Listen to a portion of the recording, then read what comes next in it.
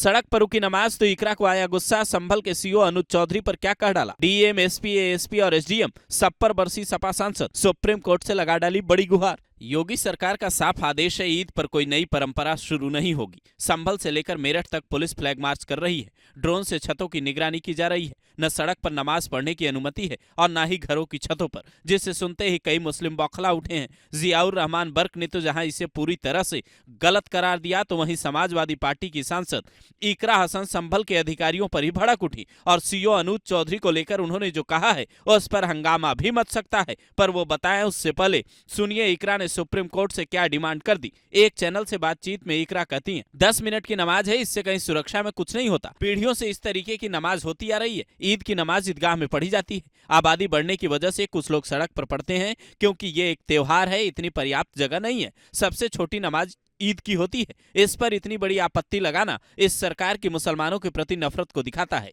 हमारे देश में कई तरह के त्योहार मनते हैं, पूरे साल त्योहारों का जुलूस भी दिखता है, फिर इसी पर आपत्ति क्यों? ये सरकार लोगों के मन में जहर बो रही है। सुप्रीम कोर्ट को इसका संज्ञान लेना चाहिए। लेकिन सवाल ये भी है कि बात बात पर सुप्रीम कोर्ट पहुंचने वाले मुस्लिम नेता इन आदेशों के खिलाफ कोई याचिका क्यों नहीं दायर कर रहे।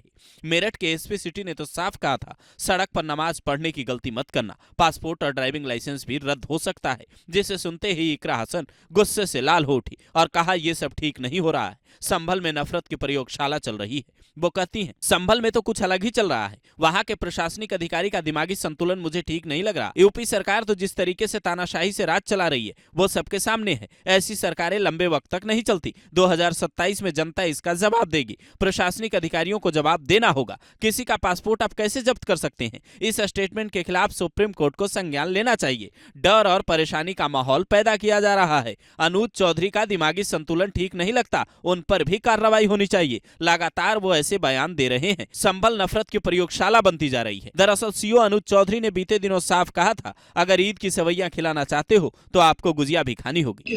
मैंने क्या कहा था, पर किसी भी एक आदमी ने यदि मेरा वक्तव्य इतना गलत था तो वो उसे हाई कोर्ट में, सुप्रीम कोर्ट में क्यों चैलेंज नहीं किया, मुझे सजा करवाते। यदि मेरा वक्तव्य इतना गलत था, क्योंकि मैंने कुछ गलत, मतलब हर चीज दोनों धर्म के लिए बराबर बोली और यही उद्देश्य रहता है हमेशा। अगर भाई हम अपने जहां हम रहे, हम वहां कोई इस तरह की शांति व्यवस्था भंग ना हो, तो आप सब विश्वास के साथ रहें। भाई ऐसा कोई किसी के साथ कुछ वो नहीं होगा, पर हर आदमी को अपना अपना अधिकार है। पर आप यदि ईद की सिवैयां खिलाना चाहते हो तो आपको गुजिया भी खानी पड़ेगी। ये गुजिया खाओ, हम ये सिवैयां।